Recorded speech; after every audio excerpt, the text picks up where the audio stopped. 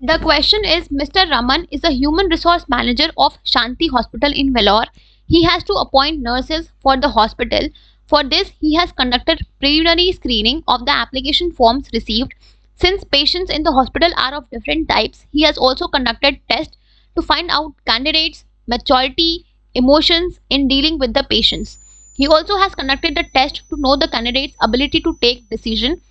Explain the remaining steps that Mr. Raman should take to complete the selection process.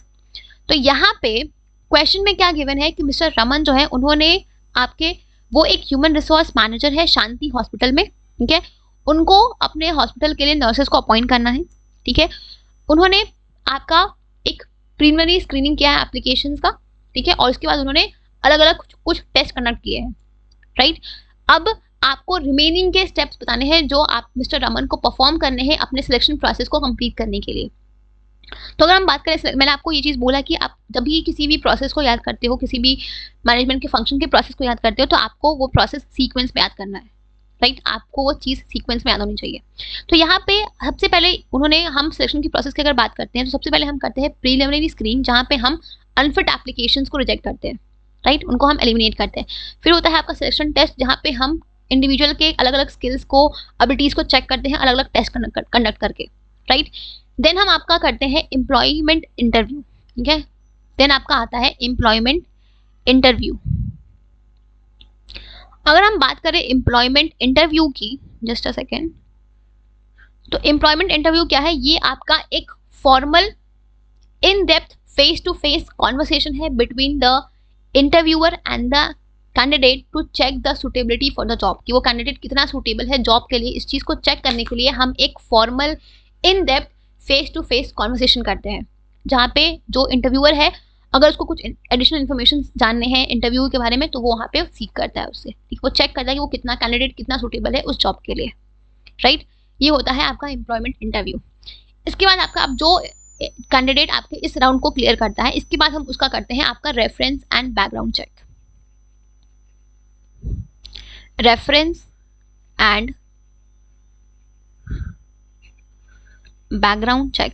अगर हम बात करें reference and background check में, तो यहाँ पे हम कैंडिडेट के इन्फॉर्मेशंस को वेरीफाई करते हैं कि उसने जो भी इन्फॉर्मेशन दिया है वो सही है या नहीं है, और कुछ एडिशनल इन्फॉर्मेशन को गेन करने की कोशिश करते हैं, ठीक है। यहाँ पे हम ये चीज़ चेक करते हैं कि जो भी कैंडिडेट का बैकग्राउंड है वो सही है या नहीं, उसके जो पास्ट रिकॉर्ड्स है वो अच्छे हैं या नहीं, कहीं वो कोई क्रिमिनल बैकग्राउंड का तो नहीं है, उसके पास्ट रिकॉर्ड्स अच्छे हैं या नहीं है, ठीक है। तो उसने जो भी आपके रेफरेंसेस में नाम, एड्रेस या टेलीफोन नंबर दिया होता है, उस रेफरेंसेस से कॉन्टैक्ट करके हम उसके बारे में एडिशनल इन्फॉर्मेशन जानते हैं, उसका बैकग्राउंड को चेक करते हैं, वेरीफाई करते हैं, ठीक है उसके। तो यहाँ पे आपका होता है रेफरेंस एंड बैकग्राउंड चेक। अब जो कैंडिडेट इस राउंड को भी क्लियर कर लेता है, वो आपका आता है थर्ड नेक्स्ट स्टेप पे, जो है आपका सिलेक्शन डिसीजन। अब यहाँ पे हम एक अपना फाइनल डिसीजन लेते हैं कि हमें किस एम्प्लॉय को फाइनली अपने पोस्ट के लिए चूज करना है या सिलेक्ट करना है, ठीक है। यहाँ पे हम अपना फाइनल सिलेक्शन डिसीजन लेते हैं, just a second,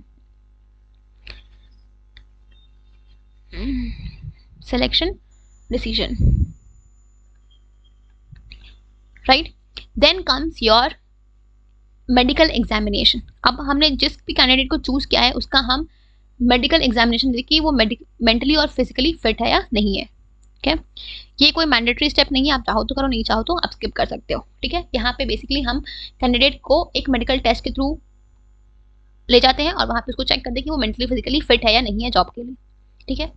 then comes your next step, जिसको हम बोलते हैं जॉब ऑफर। अगर कैंडिडेट ने इस राउंड को क्लियर कर लिया, मेंटली फिजिकली वो फिट है, तो उसको हम देते हैं जॉब ऑफर, ठीक है। जॉब ऑफर की अगर हम बात करें तो जॉब ऑफर में क्या होता है आपका, यहाँ पे हम कैंडिडेट को जो सारे प्रीवियस राउंड्स को क्लियर करके यहाँ तक पहुँचता है उसको हम जॉब ऑफर देते हैं, जहाँ पे एक बेसिकली जो आपका जॉब ऑफर होता है ये आपका एक लेटर ऑफ अपॉइंटमेंट होता है, जिसमें आपके टर्म्स एंड कंडीशंस, एम्प्लॉयमेंट के, पे स्केल, अदर बेनिफिट्स जो आपको मिलेंगे, ये सब आपके मेंशन होते हैं, ठीक है।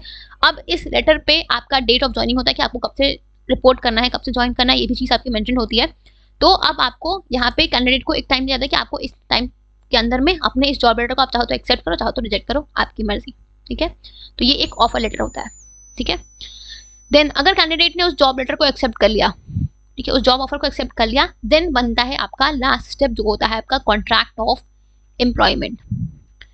कॉन्ट्रैक्ट ऑफ एम्प्लॉयमेंट, ये एक कॉन्ट्रैक्ट होता है एम्प्लॉयर और एम्प्लॉय के बीच में, जहाँ पे आपके एम्प्लॉयमेंट के, जस्ट अ सेकेंड रुक जाओ,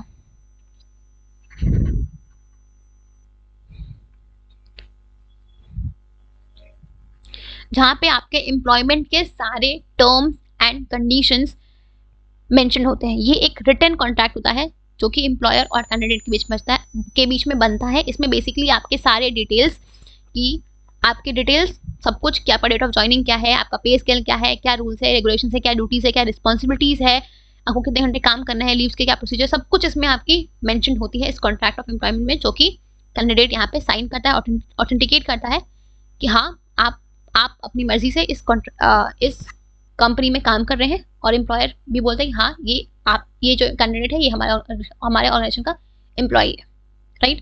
तो ये होता है आपका कॉन्ट्रैक्ट ऑफ एम्प्लॉयमेंट। तो ये इसके बाद जो है फाइनली आपका जो एम्प्लॉय है, जो कैंडिडेट है, वो आपके ऑर्गेनाइजेशन का एम्प्लॉय बन जाता है, ठीक है। तो ये आपका स्टेप्स है सिलेक्शन के प्रोसेस का, ठीक है।